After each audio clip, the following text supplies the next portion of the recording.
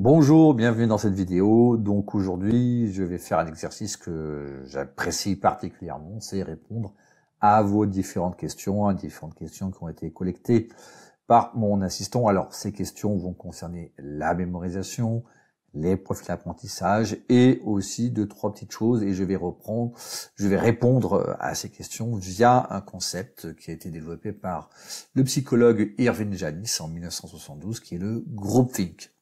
Ces questions, bon, elles ont été synthétisées, hein, on n'a pas fait des copier-coller des questions, des fois elles sont un peu longues, donc c'est pas toujours pertinent, donc on a repris on a condensé pour que ce soit audible pour vous et digeste et plus simple pour moi pour répondre à ces questions.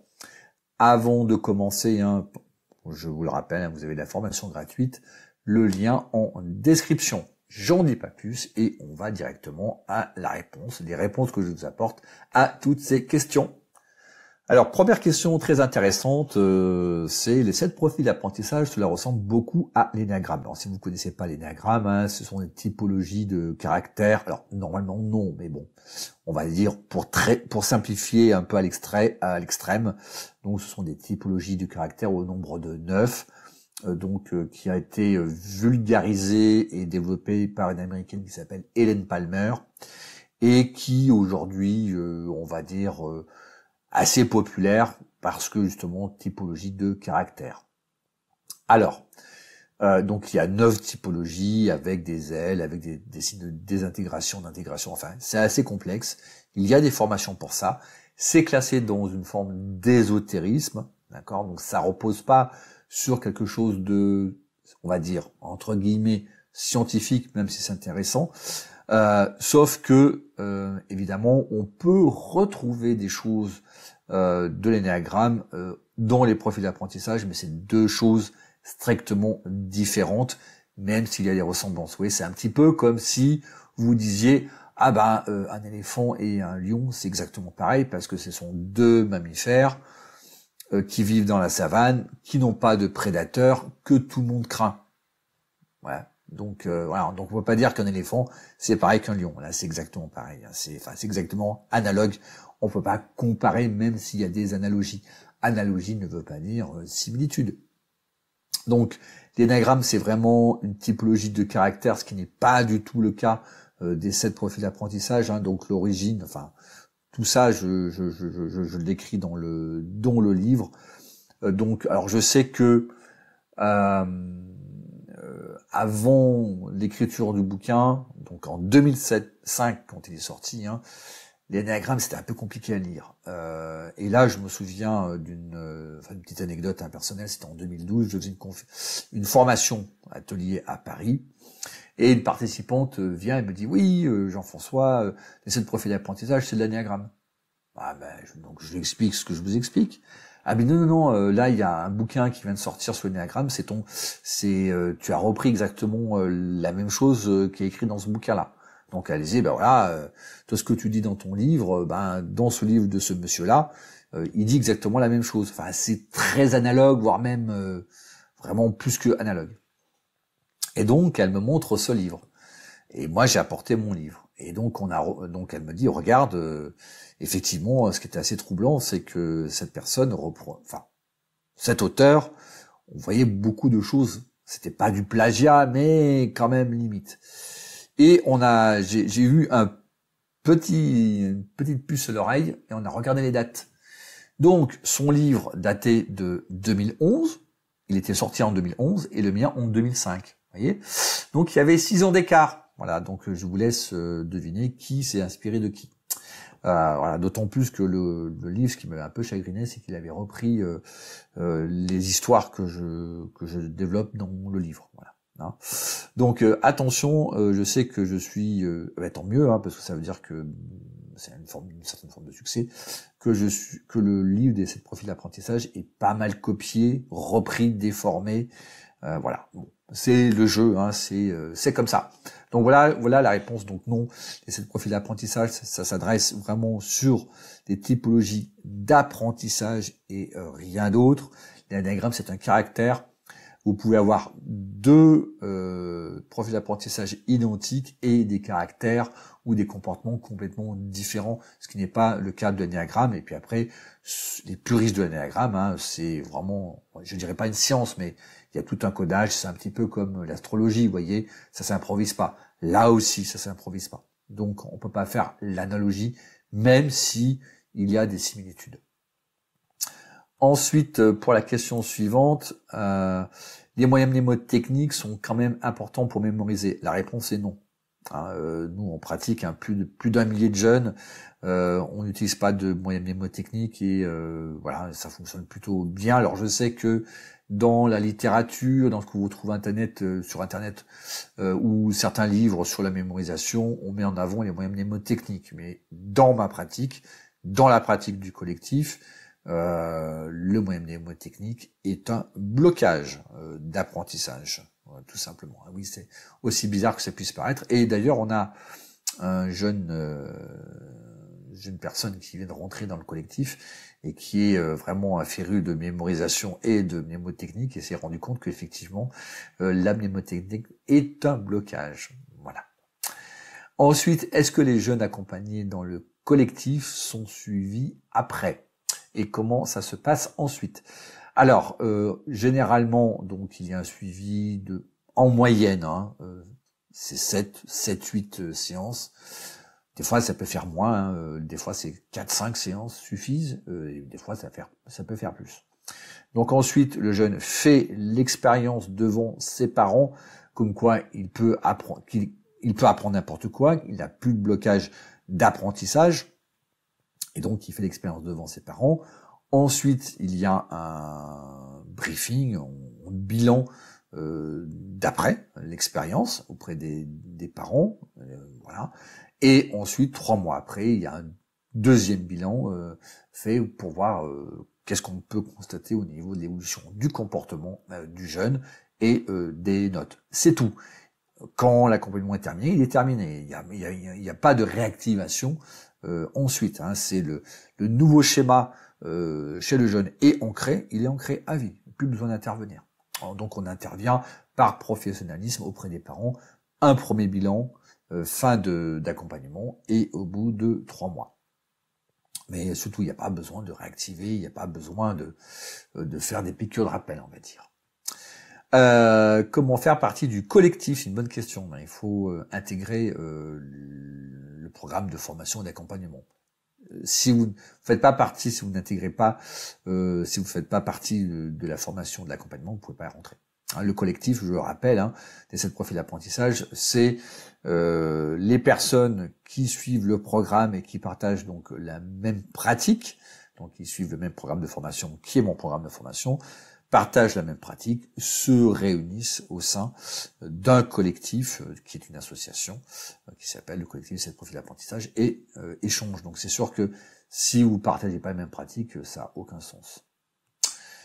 Pour réussir, j'ai rejoint d'autres coachs, donc de régions différentes, pour former un groupe. Le but d'échanger et de soutenir. Est-ce une bonne idée? Oui, c'est une très très bonne idée parce que ça permet de ne pas être seul et d'échanger des pratiques. Mais attention, je vous ai parlé au début du groupe FIC. Vous savez, vous dites, mais qu'est-ce que c'est que ce truc du psychologue Irvine Janis?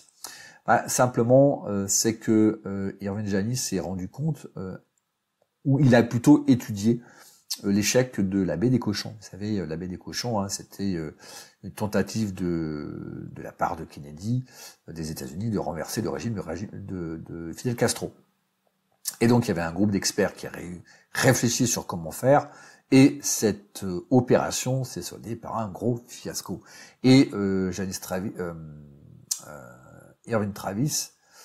Janis, s'est posé la question, mais comment ça se fait? Parce qu'en fait, il y avait que les experts. Mais il s'est rendu compte que dans le groupe cherche une cohérence avant tout, et il n'y a pas forcément de l'esprit critique qui émerge. Donc, en fait, dans le groupe, sont partagées des certitudes et très peu de remise en question pour maintenir la cohérence du groupe.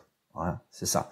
Donc quand vous avez un groupe qui réfléchit, qui partage à peu près les mêmes pratiques, et c'est aussi le cas du collectif aussi, la difficulté ou ce qu'il faut faire attention, c'est de pouvoir quand même avoir des avis divergents, pouvoir les exprimer. Ce qui n'est pas forcément le cas quand on a un groupe très cohérent. Et dans cette question-là, le danger, c'est de se mettre avec des gens qui nous ressemblent.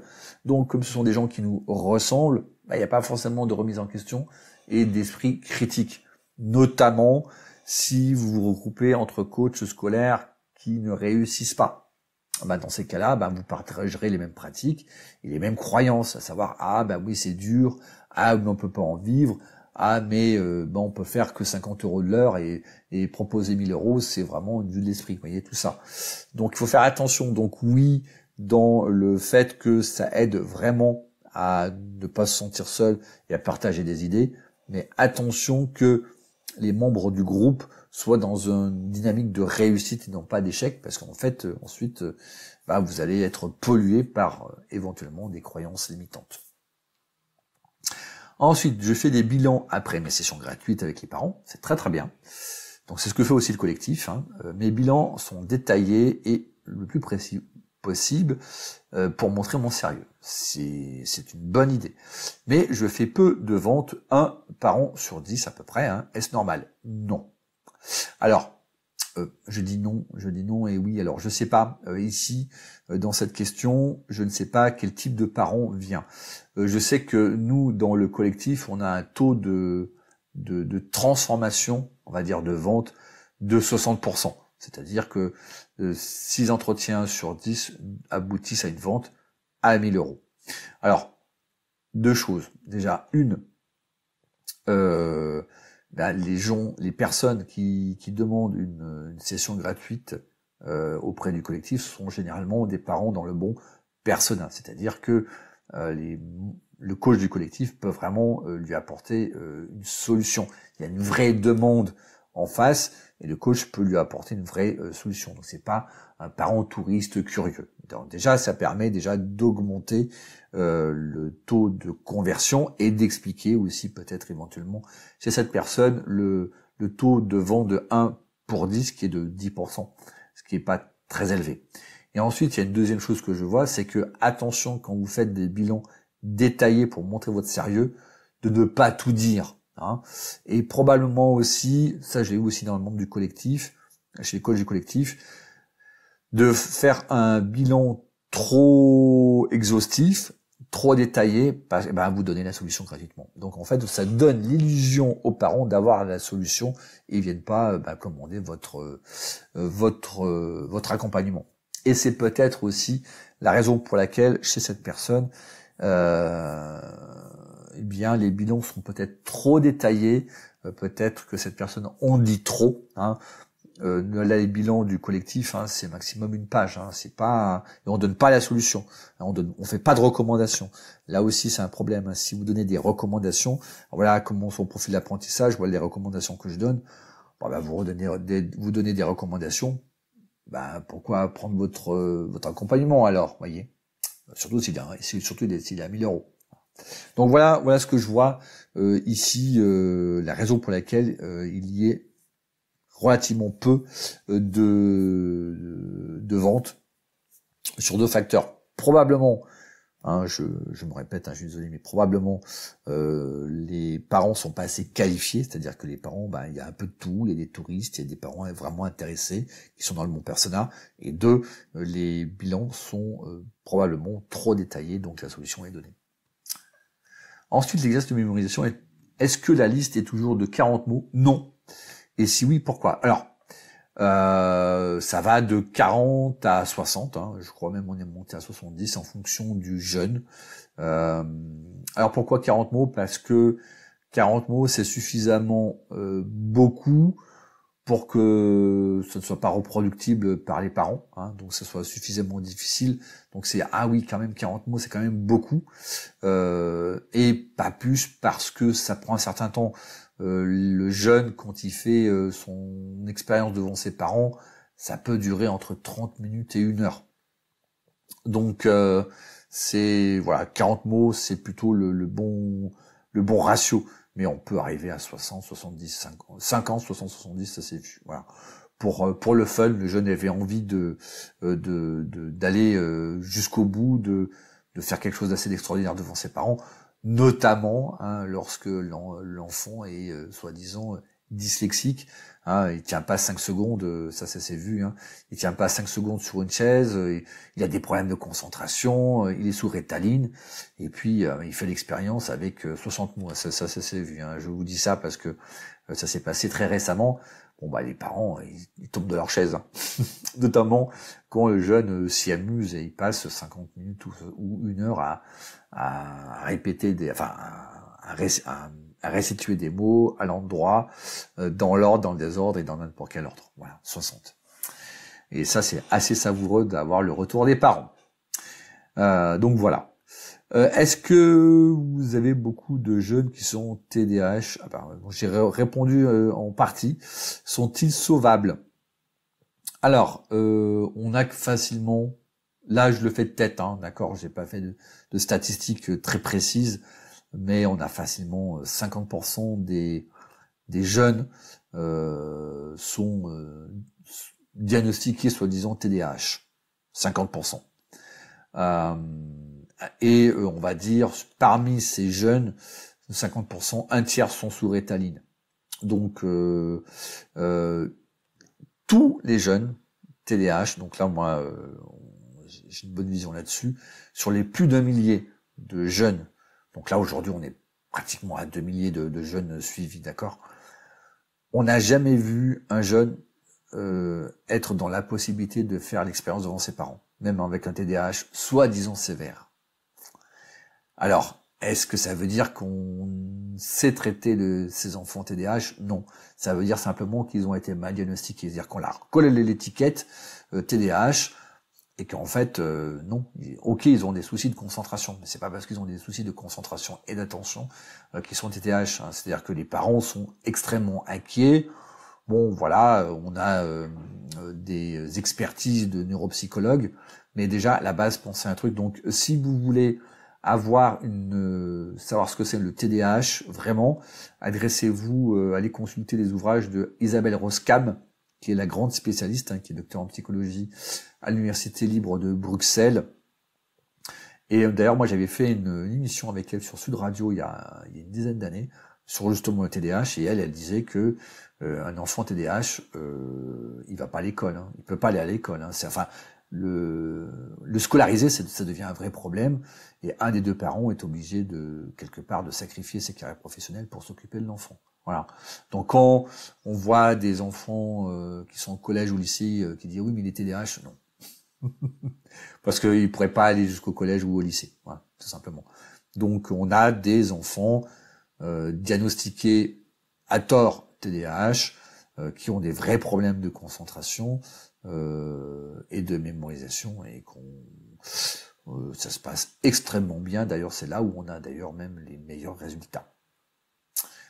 Ensuite, est-ce que tous les coachs du collectif vivent de leur activité de coaching scolaire? Alors, je crois que cette question avait déjà été posée avant. Je crois que j'avais fait une vidéo avant, il y a 2-3 mois, je crois, c'est ça. Mais j'y réponds un peu parce que je sais qu'il y a beaucoup de vidéos et c'est pas forcément facile de revoir et de trier, de voir exactement ce que j'ai répondu. Donc, je me permets de répondre et de détailler même cette réponse. Alors, non. Clairement, non. Pourquoi? Alors, clairement, non. Pourquoi? Tout simplement, certains membres coachs du collectif ne veulent pas vivre à 100% de cette activité-là, c'est-à-dire qu'ils veulent vivre ils partagent en fait, voilà, c'est très souvent, si vous regardez la liste, des enseignants qui veulent continuer à enseigner, et donc de ce fait, ça les intéresse pas trop pour le moment d'en vivre à 100%, donc ils développent à côté, à leur rythme, de leur activité. Mais bien entendu, il y a certains coachs du collectif qui vivent à 100% de leur activité. Tout dépend de l'énergie que vous y mettez. Dans le programme, le modèle économique proposé dans le coaching de transformation permet de vivre à 100% du coaching scolaire. Quand vous facturez 1000 € un accompagnement, voilà, vous en facturez 3 par mois, c'est pas beaucoup.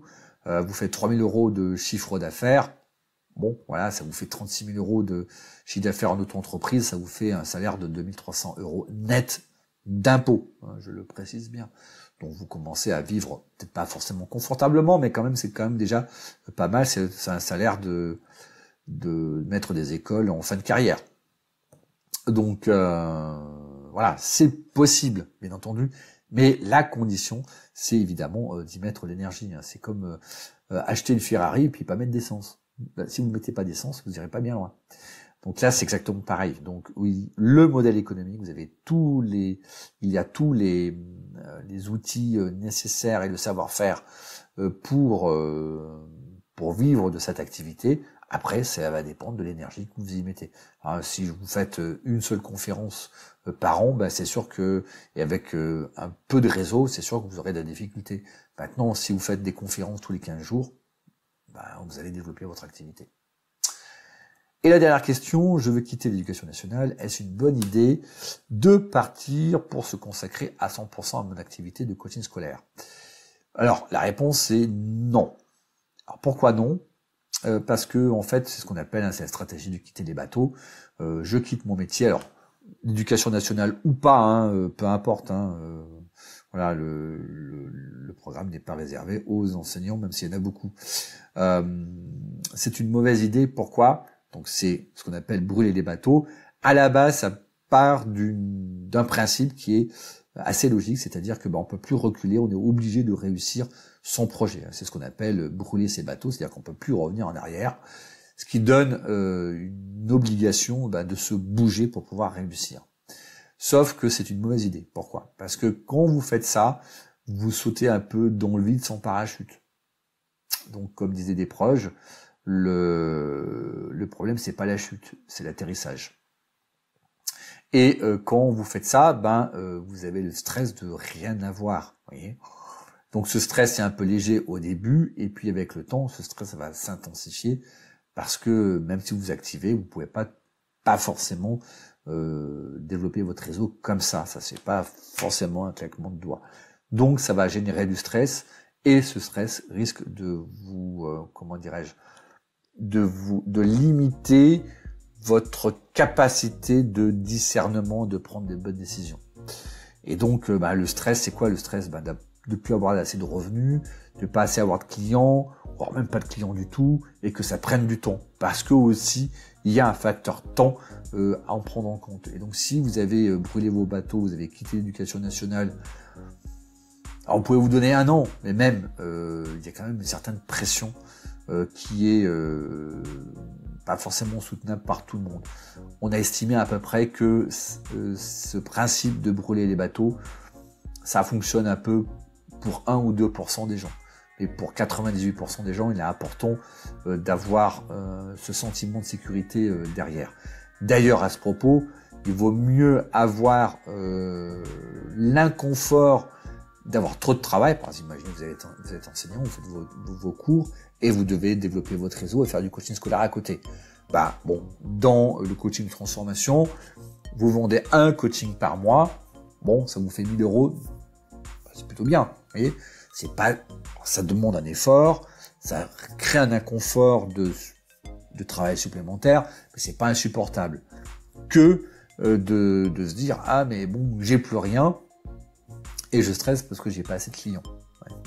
Donc non, ce n'est pas une bonne idée de partir pour se consacrer à 100%. Donc moi, ce que je ferais, c'est ce que je conseille d'ailleurs, c'est de continuer et d'acquérir le savoir-faire et développer son réseau et ses compétences à côté. Certes, ça donne cet inconfort d'avoir un supplément de travail. Et ensuite, quand le réseau tourne bien, vous avez un coaching par mois, puis 2 coachings par mois, ça vous fait quand même 2 000 euros de chiffre d'affaires par mois. Si c'est en chèque CESU, vous pouvez faire du CESU+, ça vous fait 2 000 euros net par mois.